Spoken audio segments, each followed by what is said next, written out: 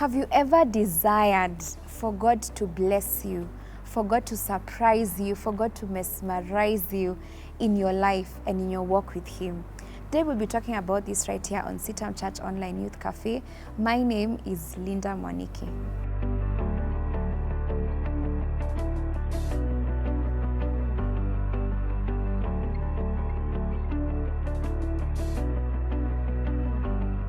Just recently, I was reflecting on a story that one of my friends was sharing with me, and she got the opportunity to minister in one of our CITAM assemblies, and God really used her in such an amazing way. And as I was just reflecting on her testimony, I got to ask myself a question.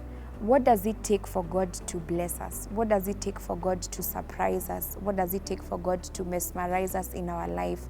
You're watching this video and you're working somewhere, you're serving somewhere, in your relationship, probably in your marriage, you are trusting God for a child. And for some reason in your work, in your life, you're asking God, bless me. You're asking God, surprise me. You're telling God, show me your goodness, show me your faithfulness in my life. And it actually hit me and dawned on me that if we desire for God to surprise us, if we desire for God to bless us, there's one thing that we need to do. We need to submit to Him. And First Chronicles chapter 4 verse 10 just took me back as I was reflecting on the prayer of Jabez.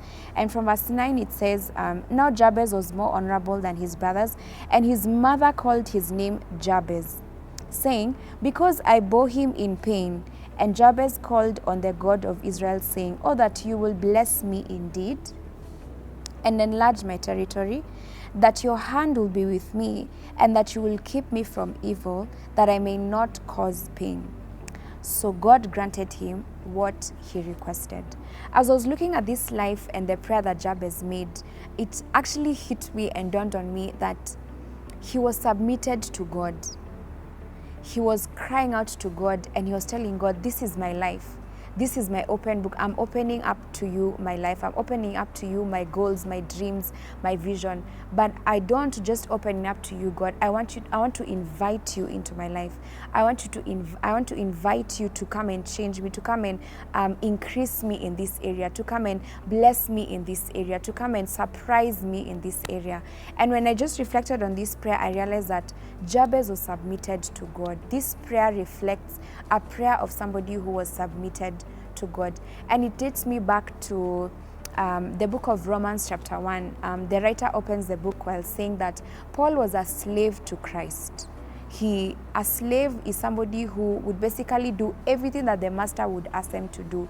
If God tells Paul, move on to this direction, that is where he goes. If God tells Paul, stand here, don't move, he doesn't move. You know, everything that God has to say, Paul actually does it. And for me, when I was trying to reflect this, and I realized, can I share this video with you guys? You know, can I tell you guys what God has laid in my heart? That if you desire for God to bless you, if you desire for God to surprise you, then the place where you need to start at is submitting to Him, is opening up to Him your life and telling Him, God, I invite you. I'm not just a Christian, you know. You could be watching this video also and you're an unbeliever, you know, you don't believe in God, but you desire that God would change your life. You desire that God would bless you. And I'll tell you guys one thing, it's okay that God is going to bless you, you know. God is going to increase you, but there's a certain place where we get to God, in a relationship where we work with God, just like Jabez did, you know.